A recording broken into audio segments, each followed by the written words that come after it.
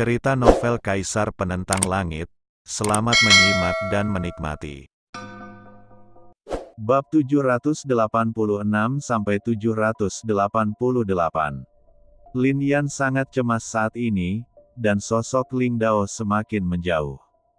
Ada begitu banyak hal yang ingin dia ketahui, dan dia ingin lebih banyak lagi untuk membantu teman lamanya bangun. Tapi kebetulan Yi Chun Seng menghentikannya saat ini. Pergilah jika kamu tidak ingin mati.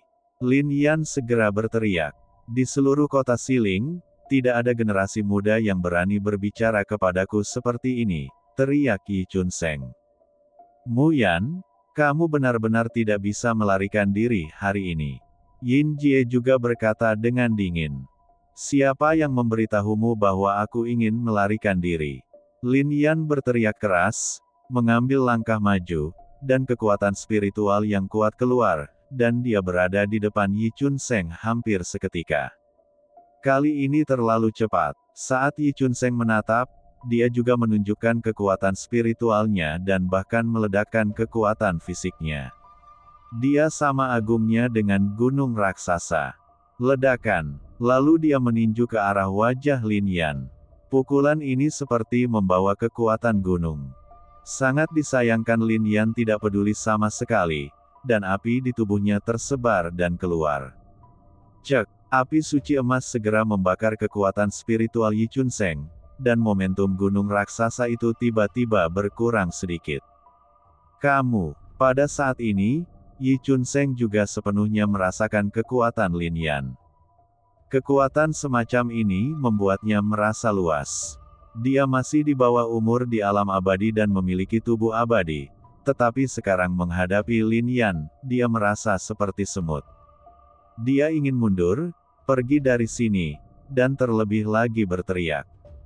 Tapi api Lin Yan telah memenuhi tubuhnya. Bum bum bum. Bahkan jika dia meledakkan kekuatan spiritual terkuatnya, itu masih terbakar di bawah nyala api. Nyala api bahkan menembus langsung ke dalam tubuhnya dan membakar organ dalamnya, membuatnya tertegun.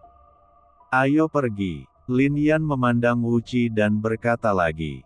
Pada saat ini, Wu Qi juga mengangguk, dan begitu sosoknya bergerak, dia mengikuti Lin Yan menuju puncak gunung.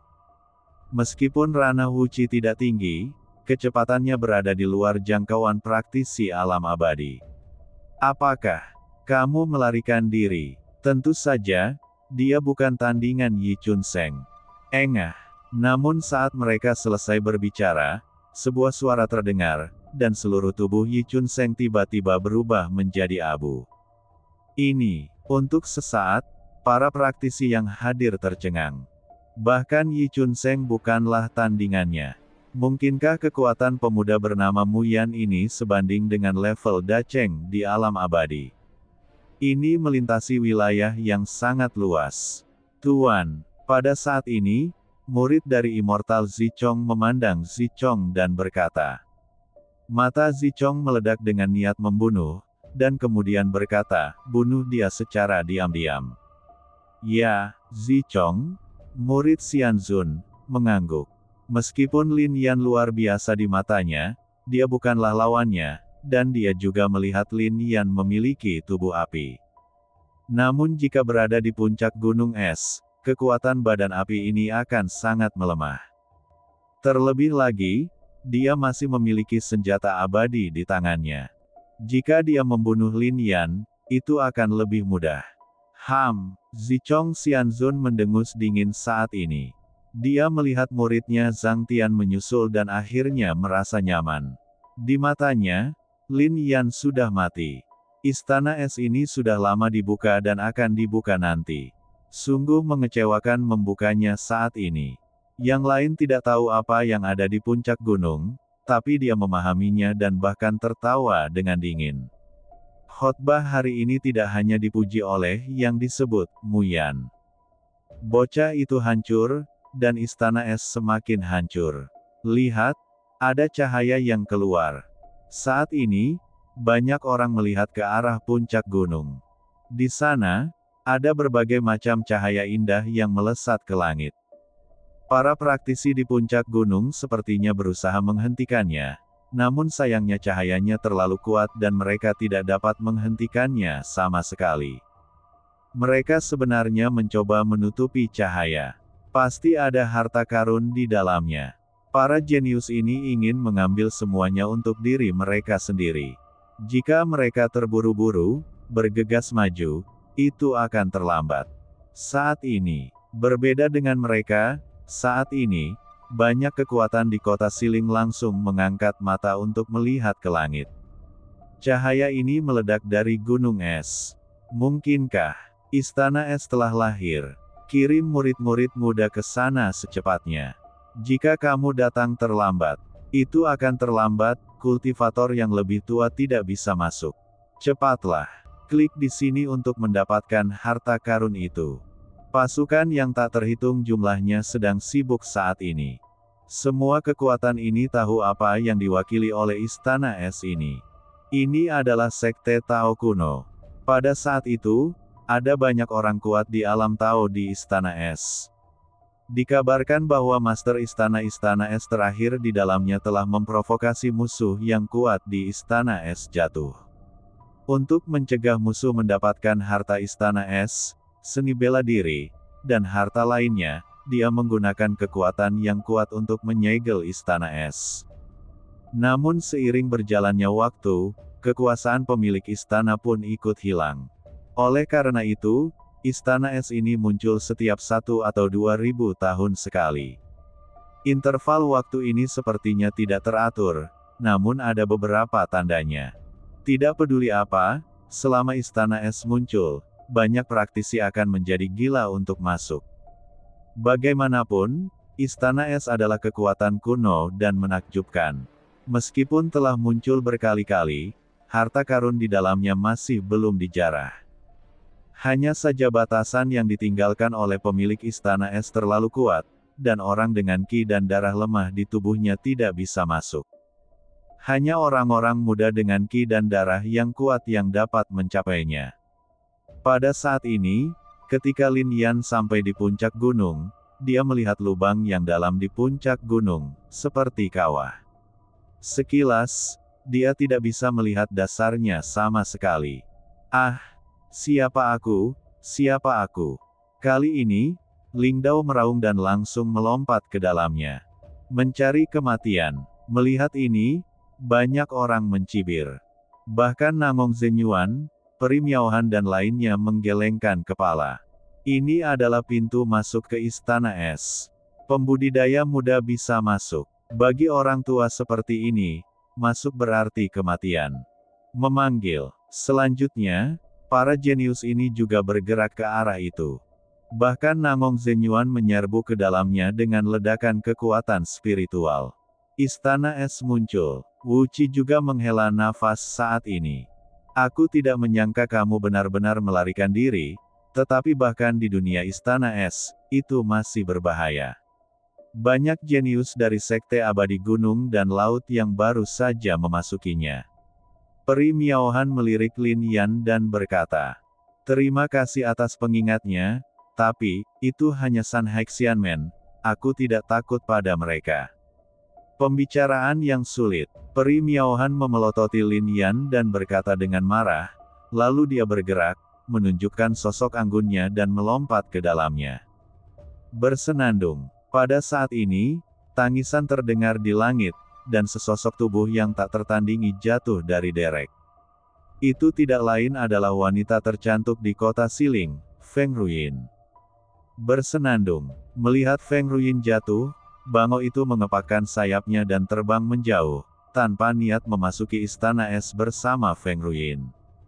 Memanggil. Kemudian Feng Ruyin juga menuju ke Istana Es. Dewi seperti itu, meskipun dia tidak bahagia atau sedih, tetap tak tertandingi. Saudaraku, ini adalah wanita tercantik, dan dia berasal dari Villa Feng Qian. Jika kamu bisa memenangkannya, mengapa kita harus takut pada San Haixianmen dalam hal ini? Kota Siling. Wu Qi memandang Lin Yan dan bercanda. Lin Yan tampak acuh tak acuh terhadap kata-kata Wu Qi. Ribuan tahun yang lalu, siapa dan wanita mana yang bisa dibandingkan dengan Yunyao? Saat ini, siapa yang bisa membandingkan dengan Lingqi? Bahkan ruang di hati kaisar hanya cukup untuk menampung satu wanita. Terlebih lagi, Feng Ruyin adalah keturunan muridnya sendiri.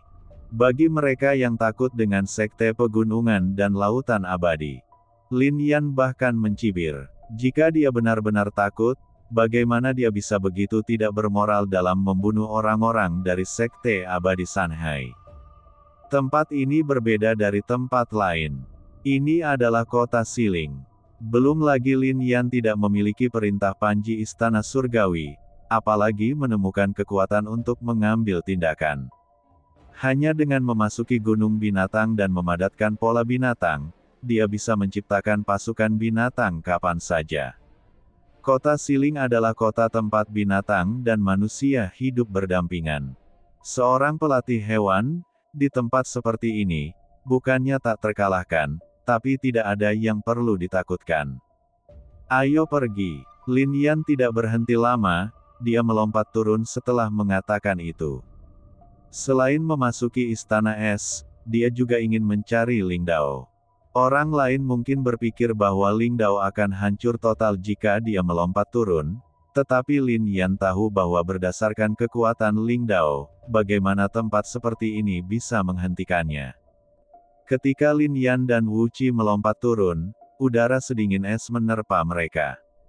Berdengung, merasakan nafas dingin, Lin Yan dan Wu Qi menggunakan kekuatan spiritual mereka untuk melawan. Di bawah, gelap, tapi tiba-tiba menjadi terang, dan berubah menjadi pusaran air. Mengikuti suara, mereka berdua memasuki pusaran air, dan segala sesuatu di depan mereka tiba-tiba berubah. Mereka jatuh dan tiba-tiba melihat dunia es dan salju. Tempat ini sangat luas dan tidak ada habisnya, namun warna putih sepertinya menjadi warna utama di sini. Rerumputan di bawah kaki ditutupi dengan rumput es putih, dan pepohonan di depannya juga merupakan pohon es. Saya tidak menyangka ini adalah Istana Es, kata Wu Qi. Ini hanyalah area dari Istana Es. Istana Es yang sebenarnya adalah istana besar dengan pohon es besar yang menjulang ke langit.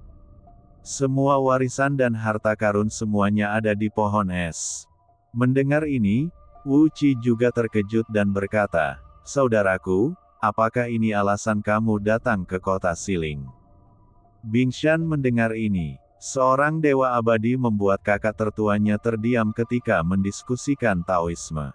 Bagaimana dia bisa datang ke sini untuk ini? Itu benar, Lin Yan mengangguk, tapi tidak menyangkalnya. Yin Wen juga menyebutkan dalam suratnya bahwa Istana Es mungkin akan lahir. Keluarga Yin memiliki kekuatan besar di kota Siling, jadi beritanya tidak mungkin salah. Adakah orang di dunia ini yang dapat menandingi pemahaman Kaisar Agungnya tentang cara berkultivasi? Tidak heran, dia, seseorang dari kota Siling, tidak tahu banyak tentang Istana Es, tapi Lin Yan sangat mengenalnya, yang pasti mengejutkannya. Memanggil, saat ini, sosok-sosok muncul di sini satu demi satu. Mereka semua adalah anak muda. Klik, bahkan ketika seorang kultivator datang ke sini, begitu dia mendarat di tanah, tubuhnya berubah menjadi es batu, dan bahkan nafas pun hilang. Kamu baru saja berada di alam transformasi fana, tetapi kamu berani memasuki tempat ini. Bahkan praktisi di alam Xuanling akan kesulitan menahan udara dingin di sini. Es di sini sedingin pisau, dan angin bertiup seperti pedang. Sulit bagi praktisi biasa untuk menolaknya, dan satu-satunya cara untuk mencapai kesucian hanya dengan cara inilah situasinya dapat dipertahankan. Pergi dan temukan Istana Es. Lin Yan tidak tertarik pada area lain.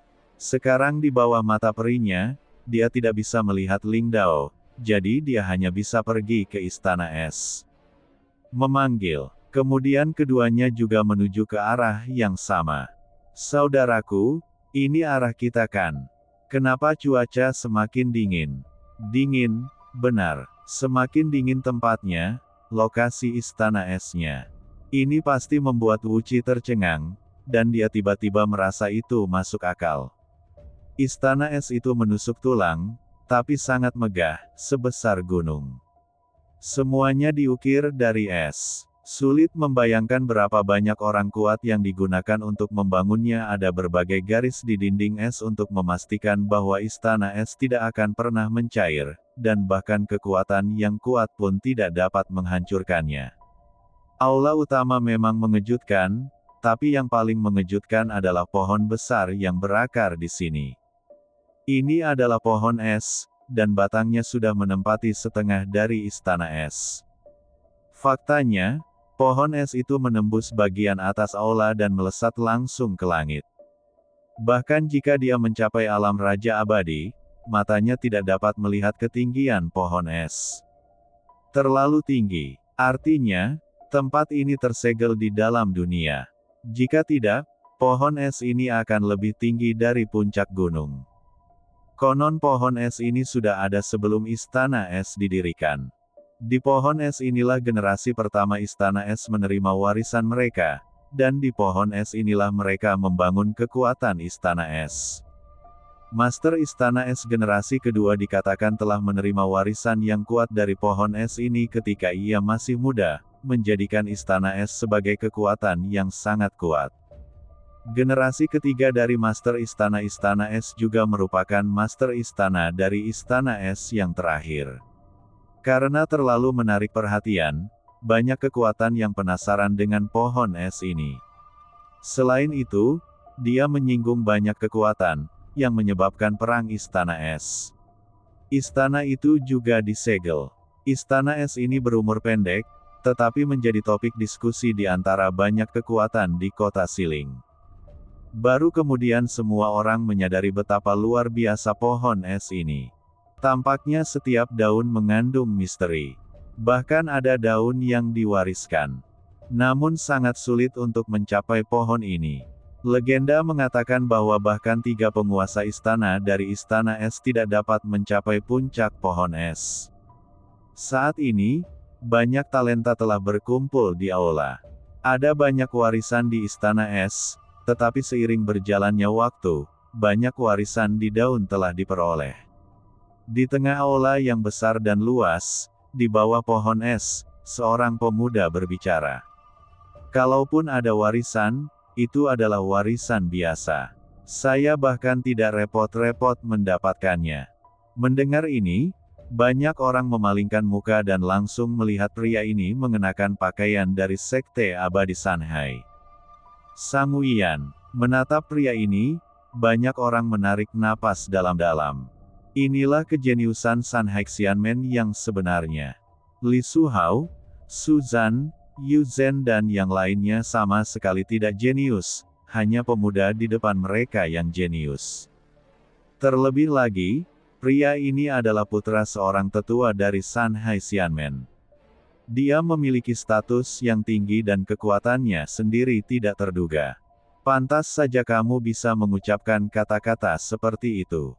Semua orang tidak lagi terkejut dengan ini. Sanhai Xianmen sendiri memiliki banyak teknik warisan dan sama sekali tidak peduli dengan warisan biasa. Bukan hanya dia, tapi Namong Zenyuan dan yang lainnya juga sedang melihat ke atas pohon es. Pohon jenis apa ini? Setiap daun sepertinya mengandung dao agung. Saat ini, semakin banyak orang berkumpul di sini. Tapi tidak ada yang memanjat pohon, seolah sedang menunggu sesuatu. Semakin sering hal ini terjadi, orang lain akan semakin berhati-hati. Hal ini pun menyebabkan puluhan ribu anak muda berkumpul di sekitar aula. Memanggil. Saat ini, Lin Yan dan Wu Qi juga tiba. Melihat pohon es yang begitu besar, bahkan Wu Qi pun tercengang. Bahkan dengan melihat ke kakinya, seseorang dapat melihat melalui es di bawah kaki bahwa sistem akar pohon es sangat kuat dan meluas hingga jarak yang sangat jauh, seolah-olah ada akar pohon es di bawah seluruh istana es. Saudaraku, kenapa kamu tidak naik? Kata Wu Qi setelah meliriknya. Meskipun ia lahir di lembah Kong, Ia tidak memiliki pengetahuan tentang lembah Kong dan tidak mengetahui buku-buku kuno. Tunggu sampai pohon es mekar, kata Lin Yan. Pohon es mekar. Akankah pohon berbunga? Hal ini mengejutkan Wu Qi. Dia mengalihkan pandangannya. Setiap daun di pohon itu lebih besar dari 3 rumah. Namun, tampaknya daun di bagian bawah lebih besar. Semakin tinggi Anda naik, daunnya menjadi jauh lebih kecil, batangnya padat, terjalin rumit, dan terkondensasi menjadi satu, dengan cabang-cabang yang memanjang hingga puluhan mil. Bo, tiba-tiba, sebuah suara terdengar. Suara itu pasti datang dari atas, tapi tidak ada yang bisa melihat apa yang ada di atas. Bahkan jika Lin Yan memfokuskan mata perinya, dia tidak bisa melihat puncak pohon es. Ada banyak legenda tentang pohon ini. Konon ada rahasia besar di puncak pohon es, namun sulit untuk mengetahui apa itu. Mungkin sulit bagi orang lain untuk mengetahui era keberadaan Istana Es, tetapi Lin Yan mengetahui bahwa tepat 80.000 tahun telah berlalu sejak Istana Es didirikan, dan Istana Es telah diwariskan selama 3 generasi. Generasi pertama penguasa istana memahami jalan besar di bawah pohon es dan mewarisinya, dan membangun Istana Es ini, tetapi istana itu runtuh dalam waktu kurang dari 100 tahun. Penguasa istana generasi kedua hanya mengambil alih Istana Es selama 300 tahun sebelum melepaskan posisinya dan memberi jalan kepada penguasa istana generasi ketiga. Sayangnya, hanya butuh 100 tahun bagi orang kuat itu untuk menyadari misteri pohon es. Berikutnya ada di sini, juga terkubur dalam sejarah panjang. Seluruh Istana Es seperti sekejap, tetapi hanya bertahan selama 500 tahun. Dibandingkan dengan banyak kekuatan, itu bisa dikatakan berumur sangat pendek. Tapi tatapan yang menatap hutan es Yan ini bersinar dengan seberkas cahaya. Pohon ini mungkin lebih luar biasa dari rumor yang beredar. Terlebih lagi, semuanya mungkin tidak seperti yang dirumorkan. Bukan penguasa istana generasi ketiga yang menyegel tempat ini, kan? Pohon es inilah yang menyegelnya dengan sendirinya. Kemudian penguasa istana generasi pertama jelas mencapai kekuatan yang luar biasa. Mengapa dia jatuh setelah 100 tahun? Semuanya terlalu mengejutkan. Wow, kemudian, seluruh pohon bergetar, dan seberkas cahaya jatuh dari langit, lalu terbelah menjadi sinar cahaya yang tak terhitung jumlahnya. Wu Qi, masing-masing pancaran cahaya ini melambangkan sebuah warisan. Dimanapun cahaya itu jatuh, sekuntum bunga akan mekar, dan akan layu dan gugur dalam sekejap. Kamu hanya bisa mendapatkan salah satu dari warisan ini, jadi kamu harus melihatnya dengan jelas, dan berusahalah semaksimal mungkin untuk melihatnya. Semakin tinggi posisinya, semakin luar biasa warisannya. Anda tidak perlu khawatir tidak bisa naik, saya akan mengantar Anda ke sana, kata Lin Yan. Ketika Wu Qi mendengar ini, dia mengangguk dengan sungguh-sungguh, dan kemudian matanya menjadi fokus. Apa yang mereka lihat? Beberapa kultivator muda biasa menatap ke langit. Ada banyak pembudidaya yang tidak melihat pohon es sama sekali, melainkan mencarinya di aula utama. Saya mendapatkan beberapa artefak, dan banyak orang mulai memperebutkannya. Tapi Nangong Zenyuan, Peri Miaohan, Feng Ruyin dan yang lainnya semuanya menatap ke arah pohon itu. Pada saat ini, tidak satupun dari para jenius ini yang bertarung atau mengambil tindakan. Mereka semua memandangi pohon kuno ini tanpa berani berkedip. Bla bla bla. Cahayanya terus jatuh di setiap daun, bahkan ada yang jatuh di dahan. Berdengung. Kemudian, di dedaunan dan dahan yang berguguran, bunga bermekaran. Ini adalah bunga es, tetapi tidak seperti pohon es putih, bunganya berwarna-warni. Namun, bunga itu langsung rontok setelah mekar. Serang. Ketika bunganya menghilang, seorang jenius berteriak, dan dalam sekejap, sosok-sosok itu menuju ke arah pohon es dengan sangat lincah, melompat dari satu cabang ke cabang lain yang lebih tinggi. Beberapa orang juga terbang melintasi langit, tetapi ternyata kekuatan es terlalu kuat dan penerbangan mereka sangat lambat. Ada praktisi alam abadi yang ingin merobek kekosongan dan melewati kekosongan, tetapi kekosongan di sini benar-benar beku dan tidak dapat dibuka sama sekali. Ayo pergi. Lin Yan menatap Wu Qi dan berbicara. Begitu sosoknya bergerak, angin puyuh muncul di bawah kakinya, dan dia segera bergegas ke depan. Namun, mereka hanya berlari hingga ketinggian 10 kaki sebelum tertahan oleh tekanan tersebut. Kemudian mereka mendarat di dahan pohon es dan terus melompat ke atas. Suara mendesing. Kemudian sosok Lin Yan bergerak lagi, menggunakan kekuatan bintang dengan sangat cepat. Namun kecepatan Wu Qi sebenarnya mampu mengimbanginya. Ini juga membuat Lin Yan menghela nafas, itu memang metode yang dipraktikkan untuk melarikan diri. Saat mereka terus bergerak menuju puncak pohon es, semua orang semakin merasakan paksaan dari kekuatan es. Bahkan banyak orang yang berhenti, menyerah dan bangkit, memilih duduk bersila di atas daun, lalu memahami warisannya. Beberapa orang berhenti dan bergegas ke atas lagi, tetapi ditekan oleh kekuatan es, dan kemudian tubuh mereka terluka parah dan jatuh dari pohon es. Tekanan dari pohon es terlalu kuat. Sekarang mereka telah mencapai ketinggian seperti itu, mereka yang masih berpikir untuk naik ke atas adalah jenius sejati, dan kekuatan mereka juga telah melampaui alam dewa. Namun sesampainya di sini, pohon es tersebut masih belum terlihat. Seolah-olah ketinggian pohon es tersebut mencapai langsung ke langit. Ups! Saat ini, wajah banyak praktisi menjadi pucat dan sulit bagi mereka untuk naik. Saudaraku, naiklah. Aku khawatir aku tidak akan mampu menahan tekanan kekuatan es di atas. Wu Qi memandang Lin Yan dan berkata, "Di mana bunga es yang kamu lihat?" Lin Yan bertanya. "Masih di atas." Wu Qi menghela napas. "Aku akan membawamu ke atas," kata Lin Yan saat ini, dan kemudian meledak dengan kekuatan, membawa Wu Qi ke atas lagi. Di bawah kekuasaan Lin Yan, Wu Qi tidak bisa lagi merasakan tekanan. Suara mendesing. Dengan cara ini, mereka naik lagi puluhan kaki. "Di sini, saat ini," kata Wu Qi. "Oke." Lin Yan juga mengangguk dan berhenti. Memanggil. Namun pada saat ini, sebuah sosok tiba-tiba muncul. "Apakah itu kamu?" Wu Qi menatap orang ini dan berkata dengan kaget. Orang ini adalah murid yang mengikuti Immortal Zichong.